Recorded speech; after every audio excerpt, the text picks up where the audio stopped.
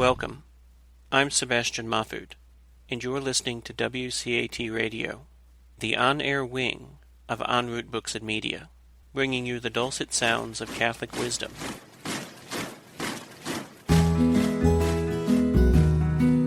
Welcome to the Catholic Mama, where you'll learn how to deepen and defend your faith, find comfort as we share the vocation of parenthood, and learn how to raise your children confidently Catholic.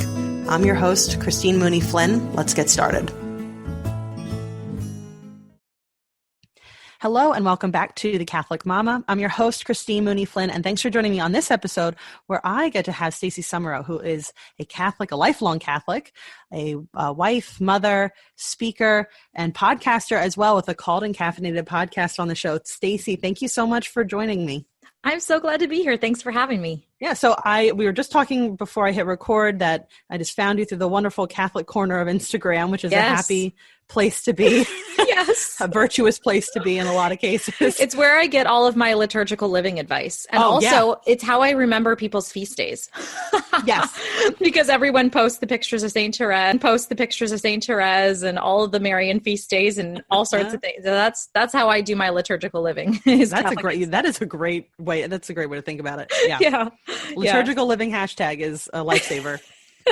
Although a lot of times I find out after the fact, like, oh man, today was such and such feast day. I do not have anything planned. Happy feast day. Right. That's what we need, is an anticipatory liturgical living. Yeah. Someone who's going to tell you whose feast date is tomorrow and show up on your newsfeed. Exactly. I agree. I'm the same way. All right. Well, Stacey, that was a very short introduction that I gave. Can you elaborate for the listeners? Although many of them are probably listeners of your podcast as well. I hope so. Yeah, definitely. So I grew up in what I affectionately call the Catholic bubble. I'm one of 8 children. I was homeschooled for a good part of my life and also went to a private Catholic school. So from there, I took a totally unexpected turn into life as a Broadway actress. I moved to New York City and doing Broadway tours for several years. So I did Beauty and the Beast and The Wizard of Oz. And on the Beauty and the Beast tour, which was my second one, I discovered that my passion for acting had subsided, which was very surprising and sad to me because I had wanted it since I was 15. But I felt called away from theater and really felt a call to discern religious life, even though I didn't particularly want to be a nun, but I felt like that's where God was leading me. Ended up on a reality TV show about discernment, which is just, who can say that? Probably like 5 people in the world. So that was on Lifetime in 2014. It was called The Sisterhood Becoming Nuns. And 5 young women traveled to 3 different convents, and we were documented on camera. We were on camera probably about 12 hours a day. So it was pretty intense. Wow. Mm-hmm. And I thought I was called to be a nun, and then I discerned I wasn't called to be a nun. But it was, I always recommend that young men and women discern religious life. You don't have other attachments, because it is, you can only gain. God will give you so much. He's so generous. And as a result of discernment, I gained enough self-knowledge that when my husband came along, he had also discerned religious life. And the two of us, when we met, it was just very quick, very simple. And we knew that we were called to be married. So 5 months after we met, we got engaged. And it has been a wonderful 3.5 years of marriage. We have Irish twins. So we have, for anyone who doesn't know what that means 2 babies less than 1 year apart. Ooh, how old are they now? 2.5 and 1.5. Yeah. Okay. Mm-hmm. They're all doing their little nap time now.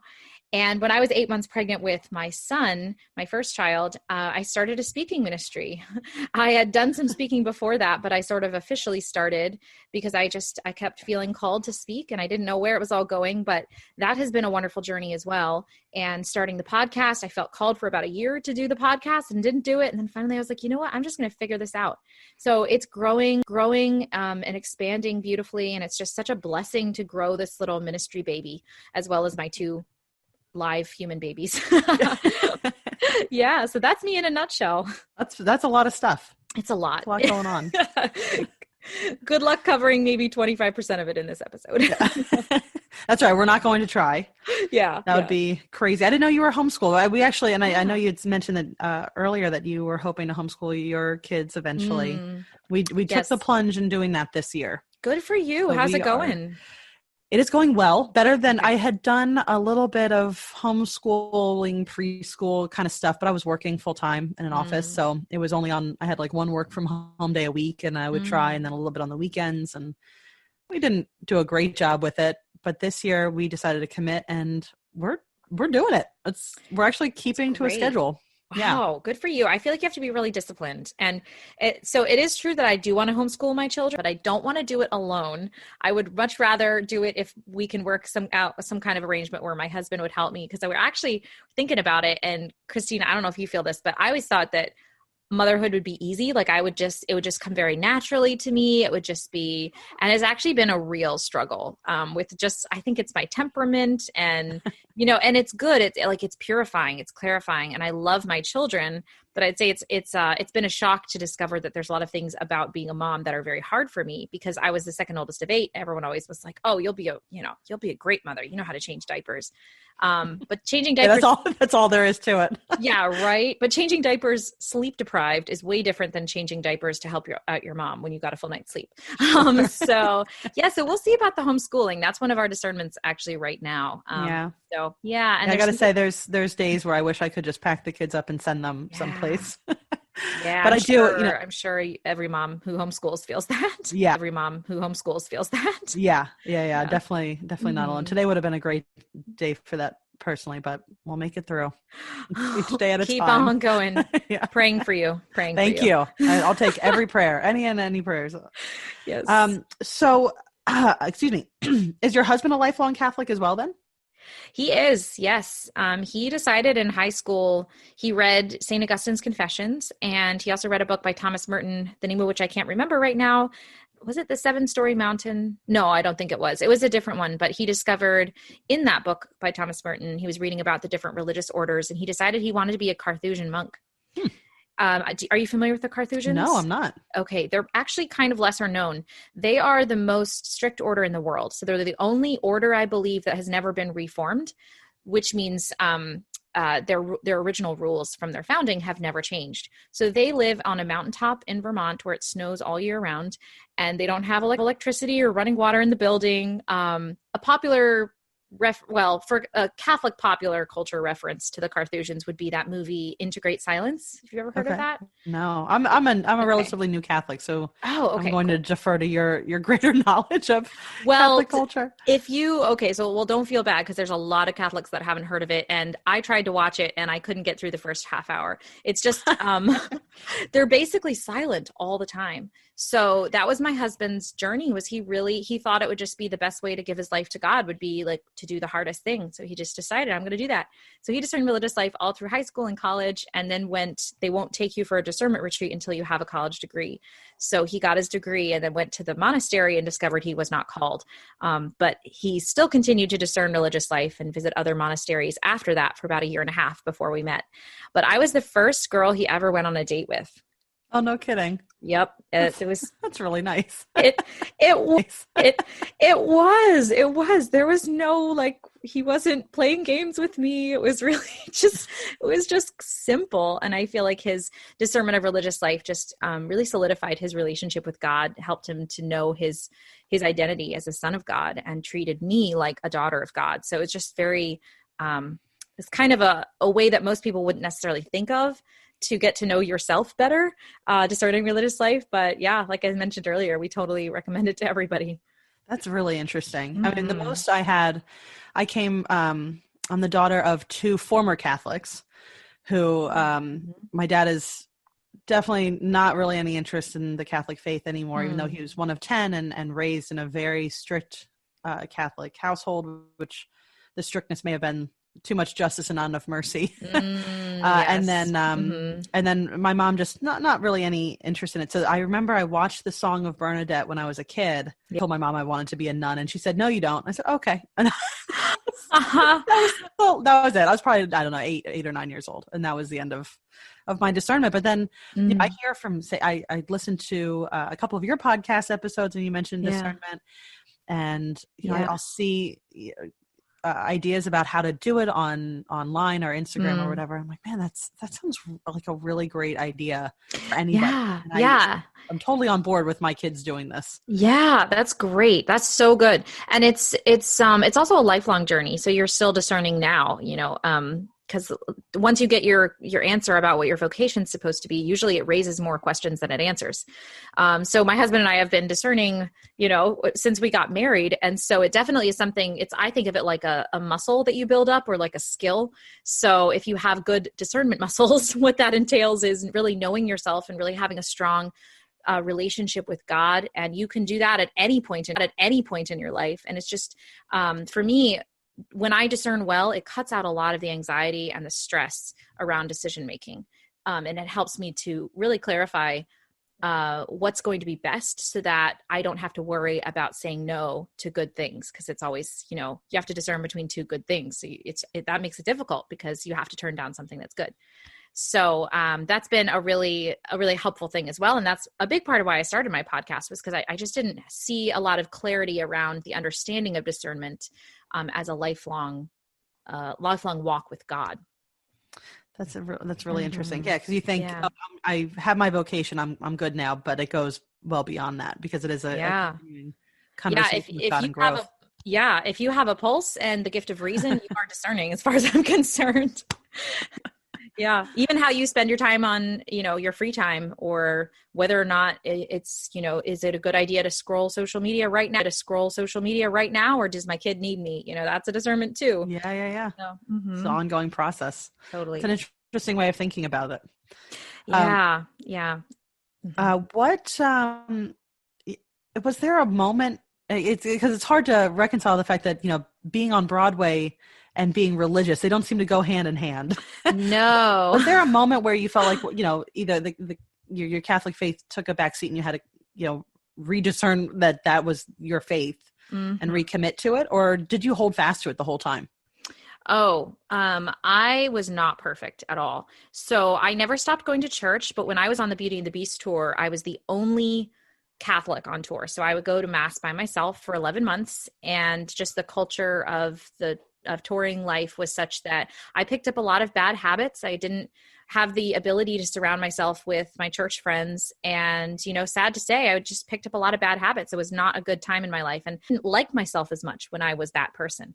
And so when I came back to New York, I was just emotionally and spiritually and physically exhausted from the touring and constant traveling. I didn't even get to see my family on Thanksgiving, and I got to be home for Christmas for 36 hours. And, it was just, I just didn't get to choose who I surrounded myself with. So I realized that wasn't going to be my long-term. And that was a very scary time in my life. I think one of the things that a lot of us millennials struggle with is feeling flaky, feeling like you can't commit to something, and worrying, but this is supposed to be my dream. This is supposed to be the big thing that I do. How can I possibly change direction? I've wasted so much time. And that's how I felt at the time.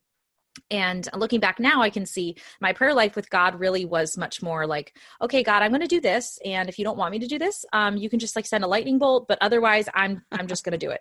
So it was a lot of me talking and not listening.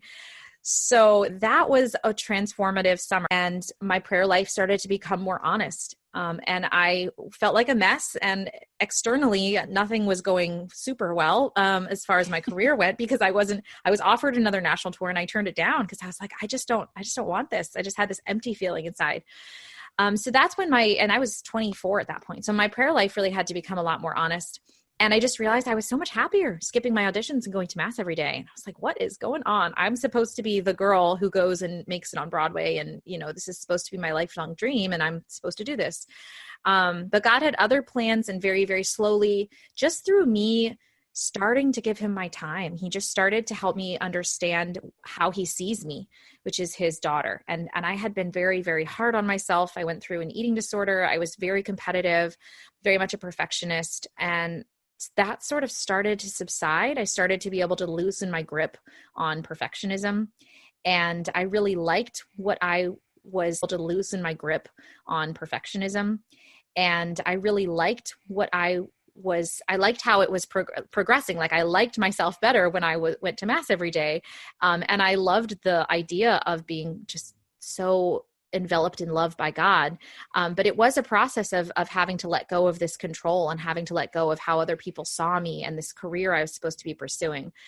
So I'd say that was the transition there in my moment of making my faith something that was immature to a mature faith.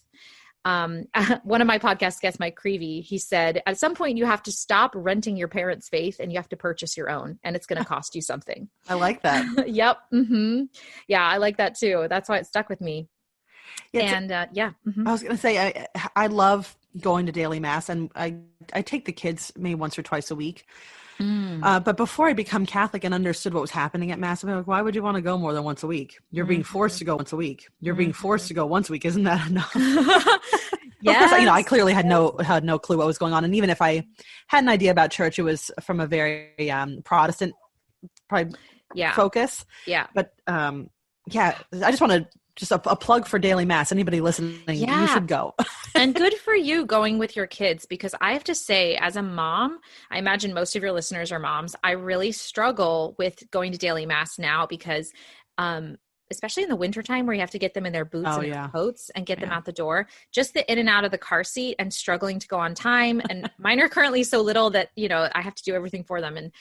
And then once you get to mass, it's usually not a prayerful experience because you're trying to just corral them. So good for you going to daily mass. My husband and I have been talking about it. We want to recommit to doing that more. We try to go as well, but it's not super consistent. But yeah, that was my thing for a long time before I had children. That was my way of connecting with children. That was my way of connecting with the Lord. And it was so good to just receive communion. And at that point in my life too, you have ups and downs in the spiritual life and consolation and desolation. And at that time, God was giving me a lot of consolation. He was just helping me to get to know his heart, which is the most beautiful thing in the world. It's out of this world, and to just start to show me who he is and who he is to me and what he wants for me. So that was the foundation of all the discernment, was this, just building that relationship and starting to get to understand that, okay, if God does want me to be a nun, I'm not going to hate it. I'm actually going to really like it.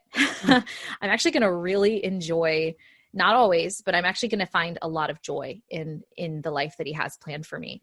And then from there, I was slowly able to surrender my future to him, which is very hard because I'm very type A. I like control. It was like scraping, old wallpaper off of a wall. But I finally realized that, if I'm going to really discern honestly, if I'm going to give my life to God, I have to stand in the truth of who he is and who I am, which is to say that I am his handmaid, as the Blessed Mother did. I am not God.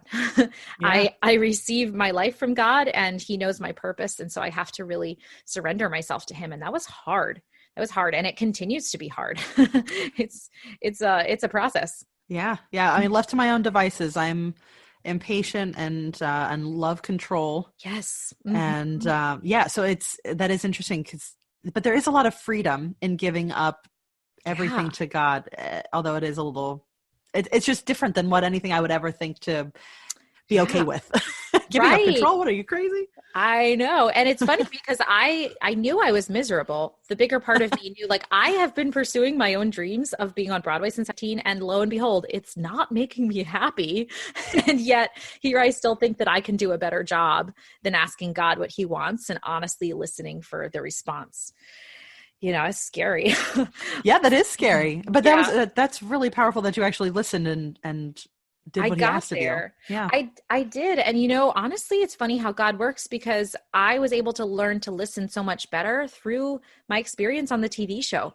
Because, if it had been just me sitting at home, would I have actually motivated myself to do a full holy hour every single day?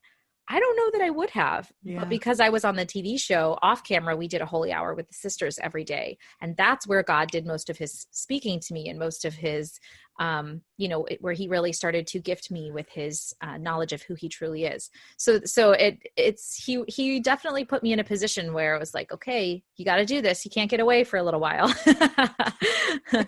Yeah. How long? I mean, you said 12 hours a day, but how many days were you filming total for this series?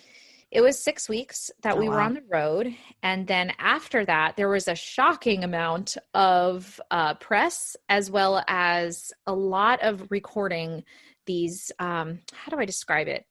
I can't even remember right now what they call them, but like in a reality show, when they cut to a person just sitting in a room and Oh, saying, doing their their monologues. yeah, just saying like, Okay. and then this happened, and we're so excited to go here because we think this or whatever. I think That happens after. Okay. I had no idea that, when that happened in the whole yes. filming. Oh, that's It's interesting. so, Okay. yeah. So we actually had a lot of days of going into the studio to do that, we didn't always know, sometimes they say, we just need you to say this one little thing, but it's to connect the story. It's basically to serve as our own narrators. Sure. And for 6 hours of a finished product, that turns out to be a lot of narration.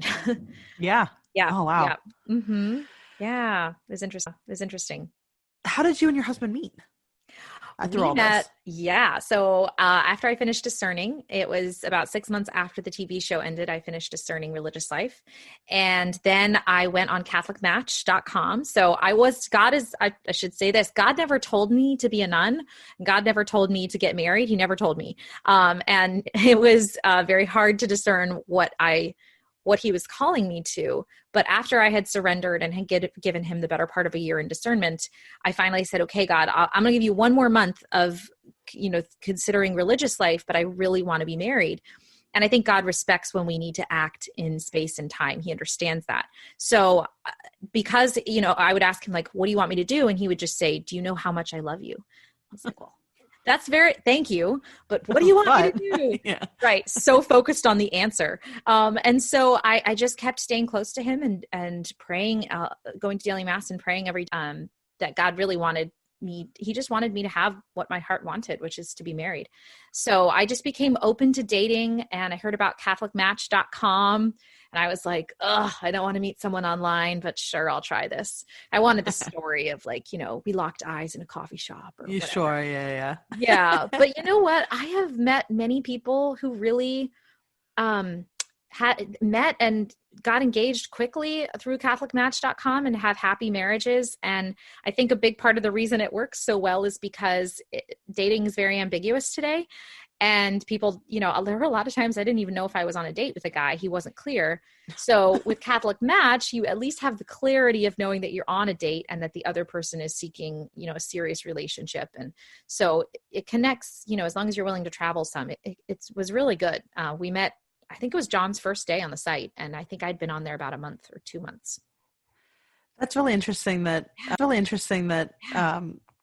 yeah, because it is, and there are other dating sites, but is it really dating that people are trying to do when they put their profiles on there? Mm-hmm. So at least you have a level playing field. You know what you're there for.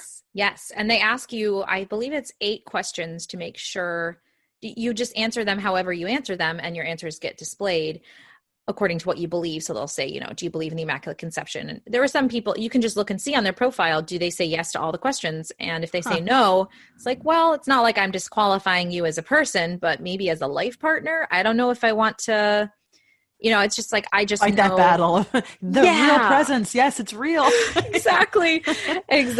And you just have a lot more knowledge up front about a person. So yeah. And I know some people have been on there for years and don't have a great experience, but for me, it worked well. So I do recommend it. One thing that's really popped out from listening to your story and knowing, I had a very secular background and upbringing in life, and that there's still discernment and confusion in all of this. Yes. Right. Because when I saw, and we can segue into talking about that great post that you had about your wedding. Oh, the foot washing one. The foot washing, because I saw that, I was like, oh my gosh. Looking back, I have made so many horrible decisions that were based because I was very egotistical, totally not thinking about God, because I didn't even think that he existed. It was all about me. And I saw that post. I was like, that is wonderful. I wish that hindsight is, especially with God as the lens, hindsight is way better than 2020 in that case. Mm-hmm. But man, that would have been a great way to start a marriage. Yeah. My husband he surprised me with it. I had known about foot washing, but at a wedding, but I didn't ask him for it because I was like, I'm not, what if he's not comfortable with it? Yeah. That's awkward. So I was like, I'm just not going to ask. And he did it without telling me, it was a surprise for me. He really, he leads with servant leadership, and it's beautiful. And it's so good that I didn't have to coach him into that. I didn't have to tell him. I didn't have to lead him along or, goad him into anything. It's all, I think in previous relationships, maybe because I am a very take control kind of person, I kind of did all the work in the relationship. And but then I would feel resentful. And and there were a few where I was like, I felt like I was dragging somebody along behind me. And I was like, I don't think this is what it's supposed to be like. I don't like this. And this was the one where I didn't have to do that. He carries his own weight and need to sometimes, it works well. Yeah. It sounds like it's the basis of a covenant. Not yes, just a contract. It is. Yep, that's I made true. sure my husband. I was like, "Oh, did you see that post?" Yeah. do you see she got her feet washed yet? Just so you know. just so you know, and that's beautiful. That beautiful thing too is like you're already married, and so you can. I mean, truly, it's just like discernment. It's like you can start that at any time. And when I think about the struggles that we've had to face since we got married, there are endless opportunities to, if not literally, symbolically wash each other's feet in marriage. Yes. Yeah. Yeah. And in case, I don't know if everyone knows about the post we're talking about. I don't know if I should explain it briefly. Oh yeah, go ahead. Yeah, sorry. Oh, sure. Good idea. So it was, actually, would you like to hear a little bit of the backstory for that? Yes. Because it's a pretty cool story of me being selfish, and it's pretty humbling. Yeah, absolutely. Let's rewind to somewhere. I think it was November 14th or something like that the post was published. I can't remember exactly. Something like that the post was published. I can't remember exactly. But the Monday before it was published, I was talking with my husband and telling him about this project I was really excited about. And he was like, well, you're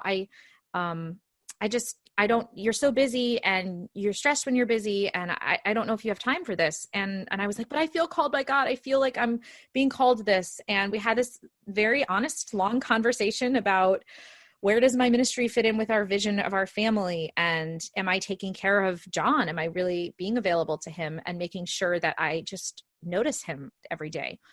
And he wasn't feeling that I was, and so there was a lot of honesty. It was a very good conversation, but it put the ball in my court to take some action, to really look at my priorities and to put him first. And this has been, so Father Mike Schmitz came on my podcast and he was talking about the level of our calls. So we have the universal call to holiness, then we have the call to our vocation, and then we have the call to everything else. And they need to be prioritized in that order. And so looking back now, I was really excited about this project. It's not like I shouldn't do it, but I was getting so excited about it that I sort of put it above my vocation, and I didn't really bother to say to John, well, what do you think about this? And really be okay with him saying, I'm not okay with this, because I just wanted it so much. So fast forward a couple of days, I've been praying about it and really having to take an honest look at myself and my priorities. And I said to him, I was like, I really want you to feel comfortable in our marriage. And I really want you to know that I'm available to you, and that I want to make you, I want to do whatever it takes to love you the best I can, regardless of what I want. And he was very grateful. And it was a beautiful moment. And then later that day, as I'm ruminating on all of these things and priorities in marriage and so forth, and so forth, I thought, I should just post about that foot washing thing. Cause this is something that I've messed up, and I've had to recalibrate 3 years into marriage. And so I was just thinking back to the original covenant that we made with each other. And that's where that post came from. So I just wrote it thinking, I think this is a pretty good post, having no idea what would happen.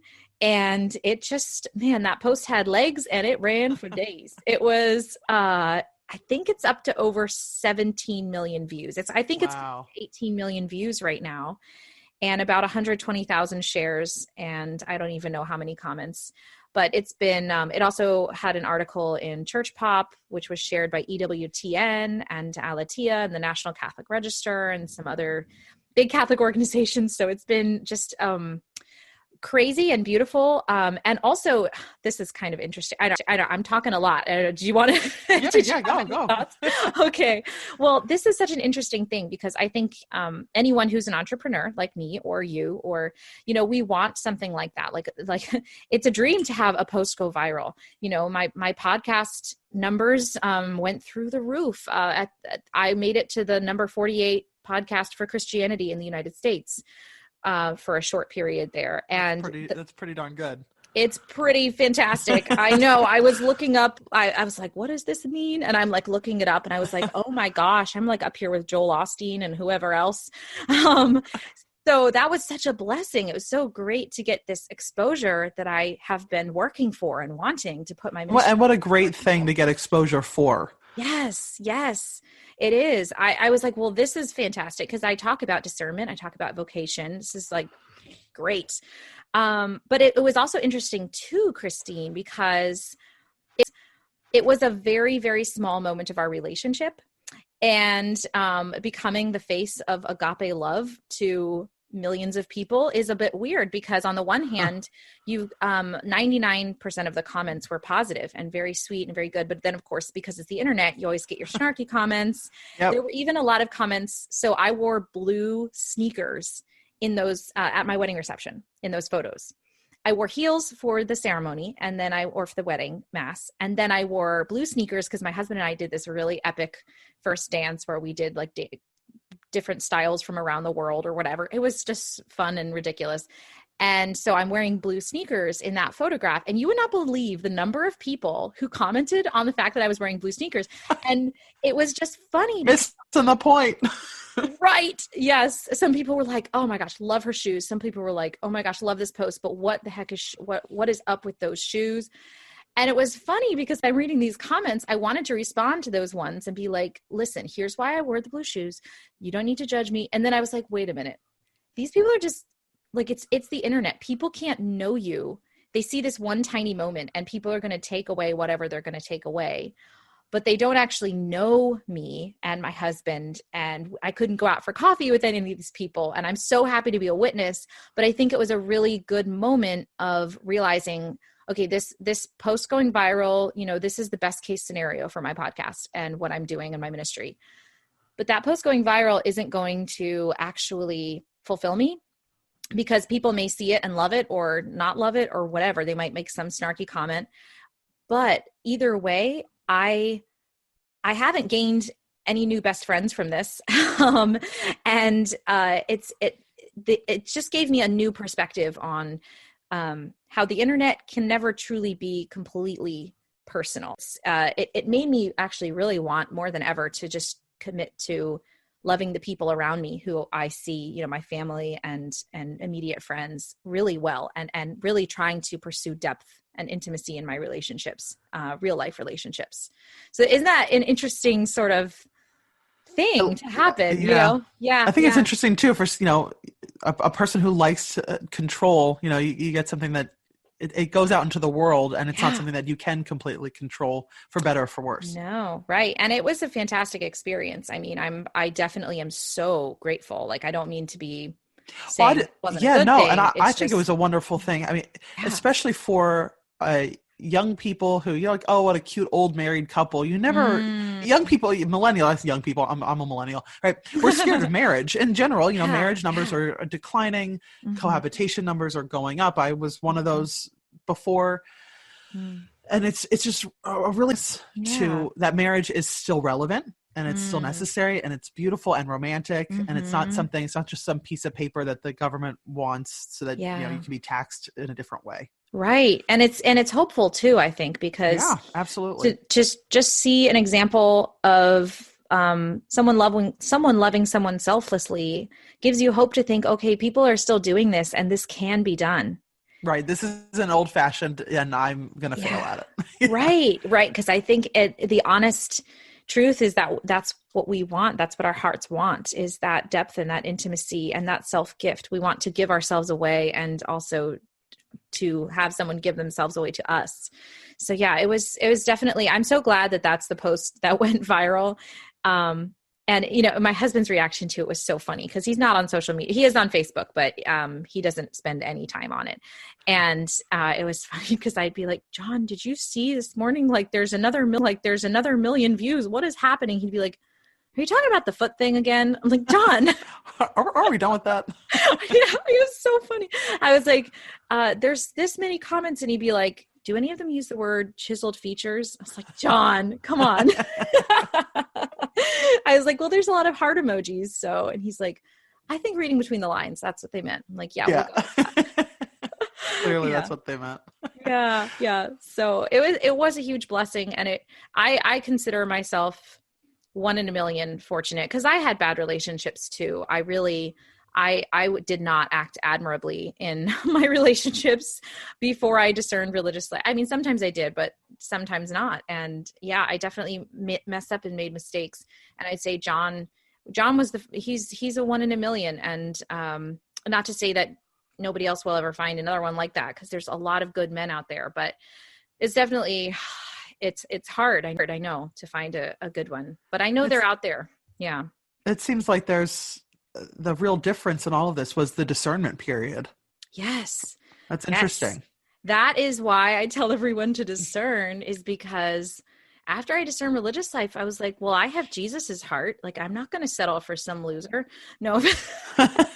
Well, it forces you to take an active participation in your faith. Yeah. Mm-hmm. And you want somebody else to do that. A friend of mine had said that his, in confession, once the priest had said, just run to Jesus and then look to see who's running with you. But I think going through that religious life process might help you run to Jesus even more quickly. I think so. What it does is it just creates a space that allows him to fill it. And I think it's really easy to just rush around and not create that space in your heart. And as you're young and you're just starting out, know exactly how to do the whole adulting thing, it can be very tempting to just try to do what everybody else is doing. And what everybody else is doing is probably not discerning religious life, but to create that. That's right. Be countercultural. Yeah. Yeah. As definitely. countercultural as you can, especially as countercultural and Catholic as you can. Yeah. Yeah. It's definitely something I admire my husband for, that he was not afraid. He went to a public high school. He did not see people around him discerning religious life much, but he was really not afraid to do it, because he just said, I just want to do the best for God that I can. I want to spend my life the best way for God that I can. And that was his goal. And that really lifts me up as we discern our marriage together and our future and our family decisions and all of that. Yeah. Just keeping your eyes single-mindedly on that. That's something that, as my husband and I have said many times, that converting to Catholicism meant putting God at the center. Because I would read, there's 3 people in a marriage, the husband in a marriage, the husband, the wife, and God. I'd be like, well, that's a little weird. this is before, I was very judgmental about anything religious. Sure. It does sound weird. It does sound weird. Why would you want God in your bedroom? Why? Yeah, exactly. Yeah. Please give us space. Right. Some privacy, my goodness. But yeah, converting really, it meant changing the focus, which was very difficult for both of us, having our narcissistic tendencies. And it really was through putting God first that it saved our marriage. I mean, there's no way. We've been together for 7 years. And I got to say, before the conversion, I think we were both deeply worried about where this was going to go. How could we go on for several more decades in the same very selfish pattern? And even just this morning, my husband and I own our own business, and I messed up on something and it was stressing him out. And in the past, I would have been all about me, probably made a snarky comment, rolled my eyes, and man, it was so difficult, but I'm glad I did it. I went over and I apologized and I said I would do better. And before having Jesus as my personal example of what I'm trying to live up to, there'd be no way. There's no way any of that selflessness would have happened, or that giving up of my own personal feelings and control. So without committing to a religious life, not religious life, but a religious oriented life for ourselves, that never would have happened. Yes, I know. It's really freeing to be able to own your mistakes and to think with a kingdom mindset instead of, what am I getting out of this? because which you wouldn't think it Yeah. doesn't seem no, right. it doesn't seem like it would be freeing, but it puts you beyond the reach of the devil, because then you know yourself and you're like, well, you got nothing on me. I messed up. I owned it. No, Right. it doesn't seem like it would be freeing, but it puts you beyond the reach of the devil, because then you know yourself and you're like, well, you got nothing on me. I messed up. I owned it. I apologized. Yeah. What can you do now? There's no, you rid yourself of pride and you're free from that. And go you. Well, I already feel like I should probably, I need to go get cleaned up in confession, actually.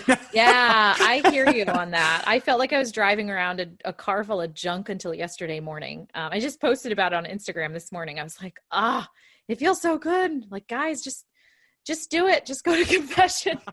I know, it is such a freeing, you wouldn't think having to say out loud where you messed up would be that freeing or positive, but man. Yeah, actually, and I had a bad experience this year in confession. I really empathize with people who had a priest tell them that they're ruining their lives or something. That's not what you should say.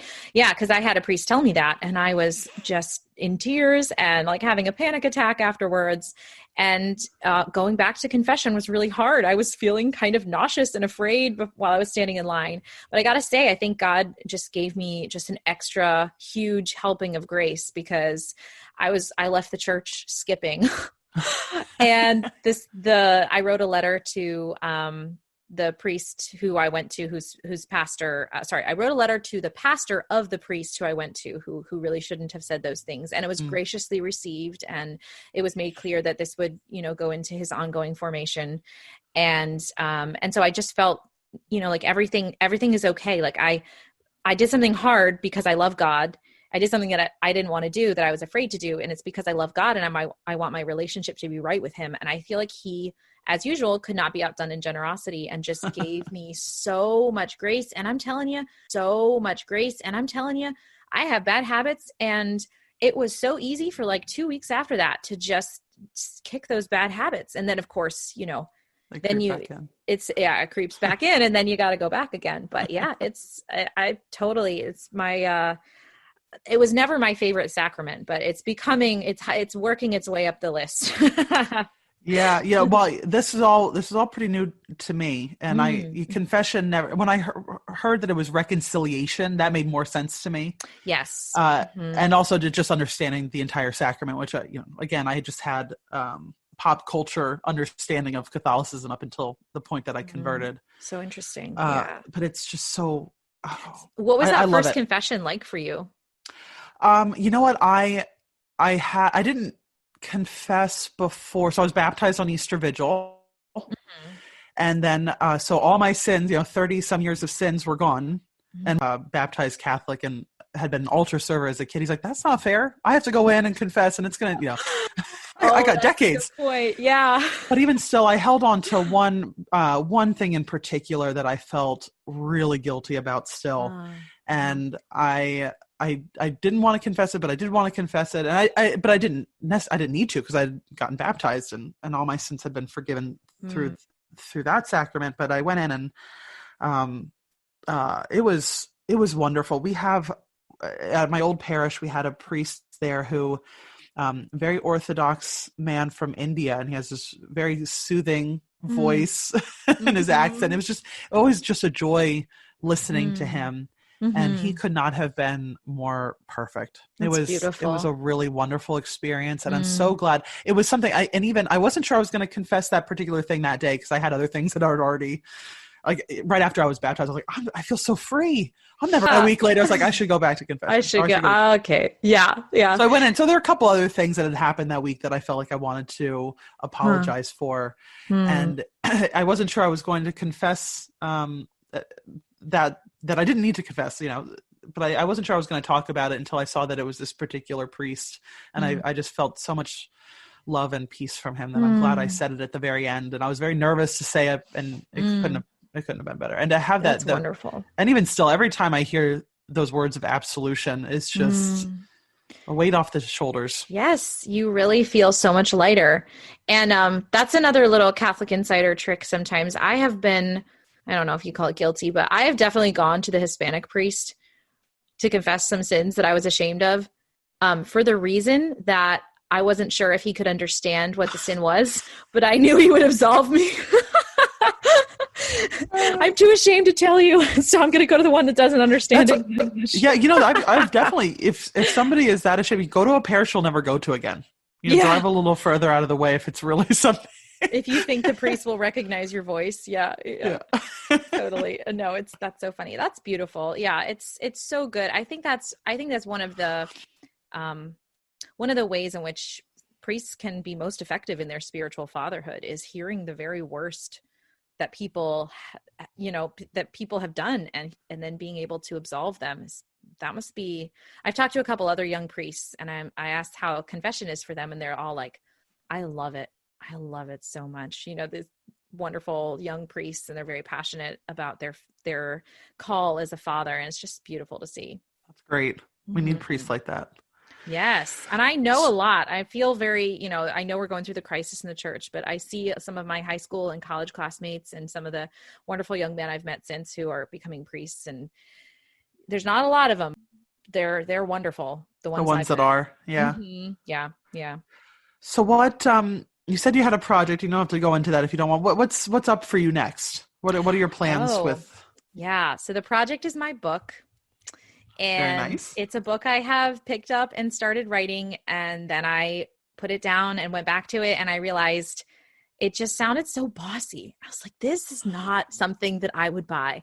So what I realized I needed to do was start tweaking it and actually write it more as a story, because I've been a lot of interesting places in my life, just being a military brat and doing the Broadway thing and doing the reality TV show. And I was like, you know what? There's a lot of stories that I think will better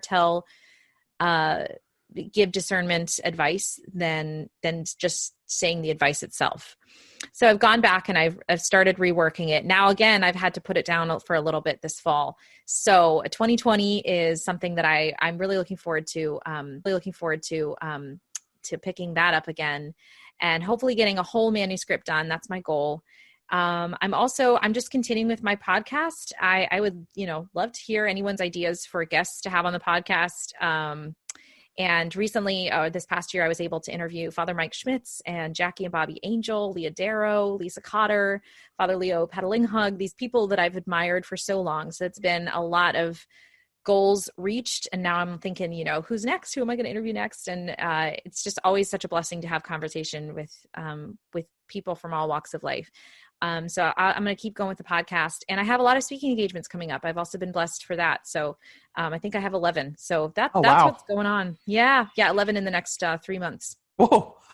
Yeah. And is that like all of 2020 so far? But oh wow, just 3 months. I know, it's crazy. I'm like, oh, thank you, God. And also, wow, like, what are we going to do your children come along with you on these? So it depends my diocese, which means that I just have a nice. family member watch them. Yeah. So I'm not getting on a plane much. I think only twice. So that's nice too, because I do feel like I'm not going to, ruin my family's life just running off every weekend. So it's not that, it's different for everybody, but they're still so little that they don't want me gone that much. That's for sure.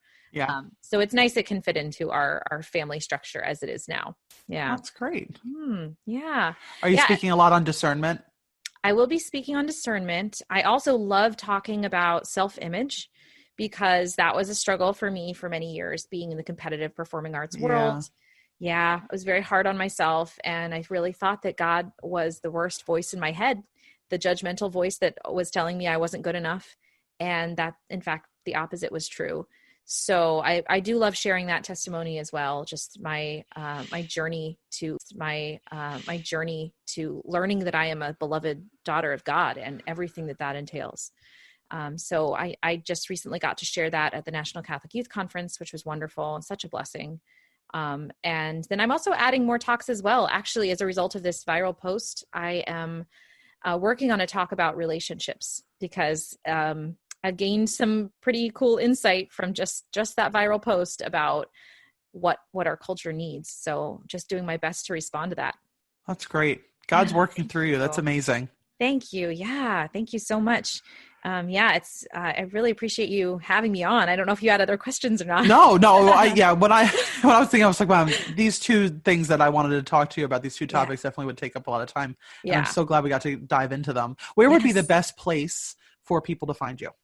So you can find me, all things Stacey Sumereau, at staceysumereau.com. And it's a funny spelling. So I spell my name Stacey, and then last name Sumereau. So I'm sure you'll probably put that in the show notes, right? Because if people are like going jogging, listening to that, I would be so impressed if you could remember the spelling of my name. No, don't worry. I will put the links in the show notes. Yeah. And my podcast is on iTunes, Spotify. You can find Called and Caffeinated there as well. But I have my blog, my shop, my podcast all on my website. Awesome. Okay. Everybody listening, I will put that in the show notes, staceysumereau.com. Stacey, thank you so much for joining us today. You are so welcome. Thank you for the wonderful conversation. Yeah. All right. Until next time, everybody.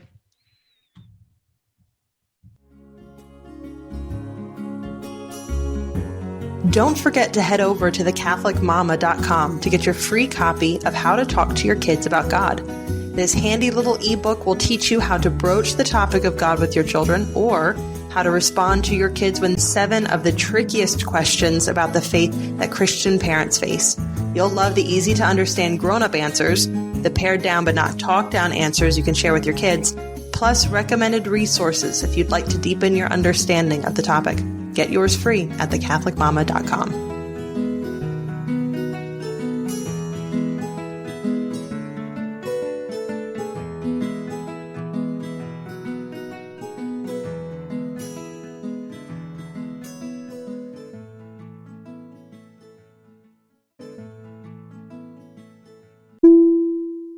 Hello, God's beloved. I'm Annabelle Mosley, author, professor of theology, and host of Then Sings My Soul and Destination Sainthood on WCAT Radio. I invite you to listen in and find inspiration along this sacred journey we're traveling together to make our lives a masterpiece and, with God's grace, become saints. Join me, Annabelle Mosley, for Then Sings My Soul and Destination Sainthood on WCAT Radio. God bless you. Remember, you're never alone. God is always with you.